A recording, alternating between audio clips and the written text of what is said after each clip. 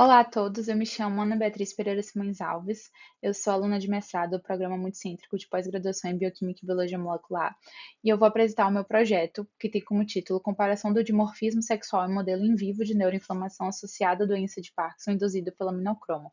Eu sou orientada pelo professor Dr. Vitor Diógenes Amaral da Silva e co-orientada pela professora doutora Flávia Carvalho de Alcântara Gomes. A doença de Parkinson é a segunda desordem neurodegenerativa mais comum do mundo. É uma doença progressiva que afeta principalmente os movimentos, porém sintomas não motores também estão correlacionados. A sua fisiopatologia está relacionada à morte seletiva dos neurônios dopaminérgicos da substância nigra, onde, epidemiologicamente, a doença comete com mais frequência o sexo masculino do que o feminino, numa proporção de 1,5. E as possíveis explicações estão relacionadas à exposição ocupacional do homem e também à neuroproteção do estrógeno em mulheres.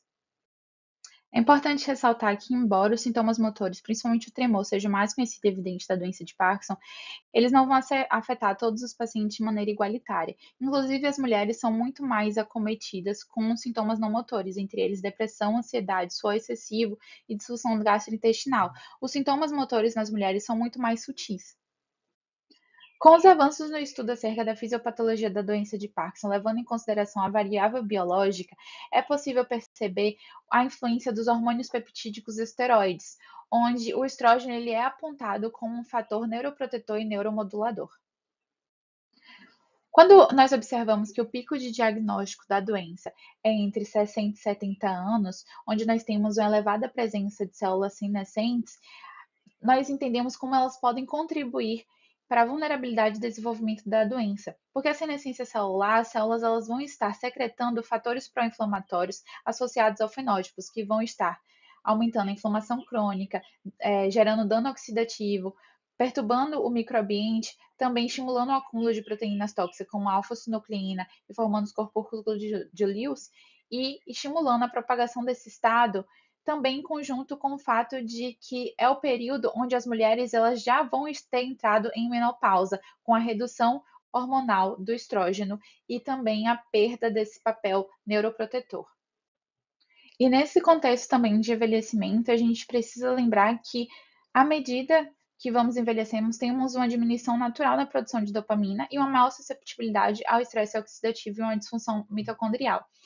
E um desses fatores é o aminocromo, que é uma molécula endógena, produto da oxidação da dopamina em pH citosólico, precursor da neuromelanina, que pode se acumular nos neurônios dopaminérgicos e causar citotoxicidade, induzindo a morte seletiva desses neurônios. Além disso, ela também induz e estabiliza a formação das alfa-sinucleínas e o dano mitocondrial.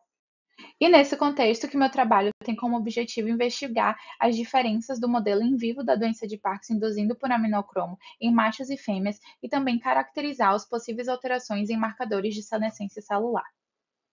A metodologia do estudo será utilizando ratos uístas, tanto machos quanto fêmeas, sendo que as fêmeas elas vão passar por um processo de cirurgia a mais para mimetizar o estado de menopausa. Elas serão castradas ou ovariectomizadas.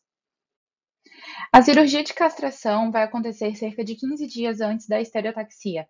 Então, o meu desenho experimental, onde eu primeiro faço a ovarectomia, 15 dias depois a estereotaxia, onde eu faço um dano unilateral no estriado, depois, no 14º dia, primeira rodada de testes comportamentais, 15º dia, segunda rodada com a perfusão e em seguida seguir para o processamento histológico. Para a gente conseguir monitorar a modulação hormonal, nós vamos fazer a citologia vaginal, tanto para testar a regularidade do ciclo, quanto para confirmar que ela está em menopausa, e também para ver em qual momento do ciclo o animal vai estar antes de realizar as estereotaxias e os testes comportamentais. Para identificar alterações motoras e cognitivas, eu vou realizar os estudos de Open Field, cilindro, labirinto em cruz elevada, splash test, reconhecimento de objetos e o nado forçado.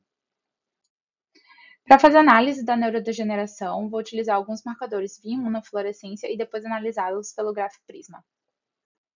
E com essa pesquisa, nós esperamos validar o modelo em vivo prodrômico da doença de Parkinson induzido por aminocromo em fêmeas, também correlacionar a produção dos hormônios sexuais femininos com o grau de dano da doença de Parkinson, comparar o dano entre machos e fêmeas e também identificar alterações na senescência celular no modelo induzido por aminocromo. Bom, eu gostaria de agradecer ao meu curso da pós-graduação, às universidades que me apoiam, todas as fontes de fomento, assim como os meus colegas de laboratório e, claro, ao meu orientador.